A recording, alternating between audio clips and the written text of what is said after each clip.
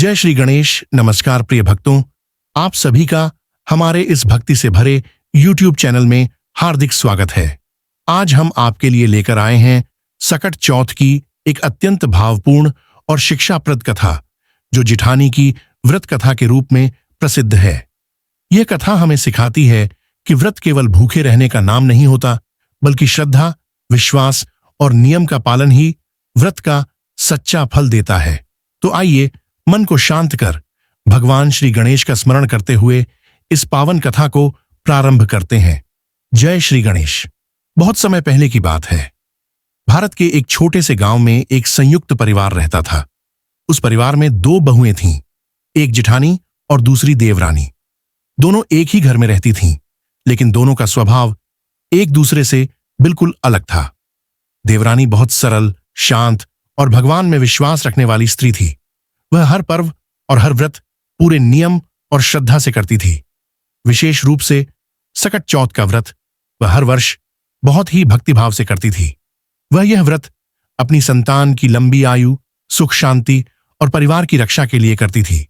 सकट चौथ के दिन वह सूर्योदय से पहले उठती, घर की साफ सफाई करती, स्नान करके स्वच्छ वस्त्र पहनती और भगवान श्री गणेश के सामने दीप जलाकर व्रत का संकल्प लेती। दिन भर वह संयम रखती, किसी से कठोर वचन नहीं बोलती और मन ही मन गणपति बप्पा का स्मरण करती रहती। वहीं दूसरी ओर जिठानी को व्रत पूजा में कोई विशेष विश्वास नहीं था। वह अक्सर देवरानी का मजाक उड़ाया करती थी।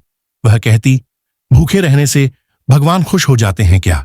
यह सब पुराने जमाने की बातें हैं। जब भी देवरानी व्रत करती, जिठानी ताने मारती और कभी कभी दूसरों के सामने उसकी निंदा भी करती। एक वर्ष सकट चौथ का पावन दिन आया। देवरानी पूरे मन से पूजा की तैयारी करने लगी। उसने तिल, गुड़, लड्डू, फूल और दीपक सजा लिए। तभी उसने जिठानी से प्रेमपूर्वक कहा, दीदी, आज सकट चौथ है। अगर आप भी व्रत रखें तो बहुत पुण्य मिलेगा। जिठानी ने अनमने मन से कहा, ठीक है, रख लेती हूं, देखते हैं क्या होता है। जिठानी ने व्रत तो रख लिया, लेकिन उसका मन शुद्ध नहीं था। दिन भर वह चिड़चिड़ी रही, भूख लगने पर गुस्सा करती रही और बार बार यही सोचती रही कि कब चांद निकले और कब खाना मिले। दोपहर में उसने चोरी छिपे थोड़ा भोजन भी कर लिया, लेकिन किसी को बताया नहीं। रात को जब चंद्रमा निकला, देवरानी ने विधि विधान से पूजा की। उसने तिल और जल से चंद्रमा को अर्घ्य दिया, भगवान गणेश से अपने बच्चों की रक्षा की प्रार्थना की और फिर प्रसाद ग्रहण कर व्रत खोला। जिठानी ने न पूजा की, न चंद्रमा को अर्घ्य दिया और बिना नियम के ही भोजन कर लिया।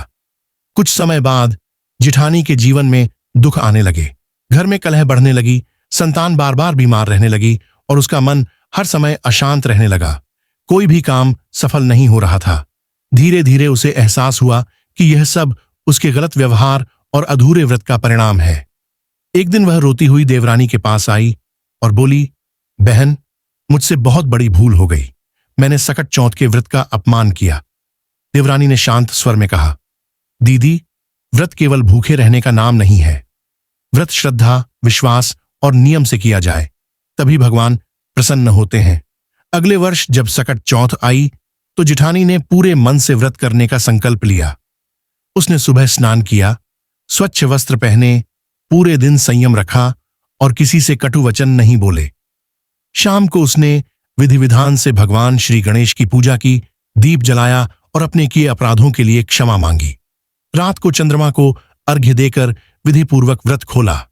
भगवान श्री गणेश उसकी सच्ची श्रद्धा से प्रसन्न हुए। धीरे धीरे उसके घर के सभी कष्ट दूर हो गए। संतान स्वस्थ रहने लगी, घर में सुख शांति लौट आई। अब जिठानी का हृदय पूरी तरह बदल चुका था। वह देवरानी का सम्मान करने लगी और हर व्रत को पूरे विश्वास और नियम से करने लगी। इस कथा से हमें यही शिक्षा मिलती है कि सकट चौथ का व्रत यदि श्रद्धा, विश्वास और नियम से किया जाए तो भगवान श्री गणेश अवश्य कृपा करते हैं। जय श्री गणेश।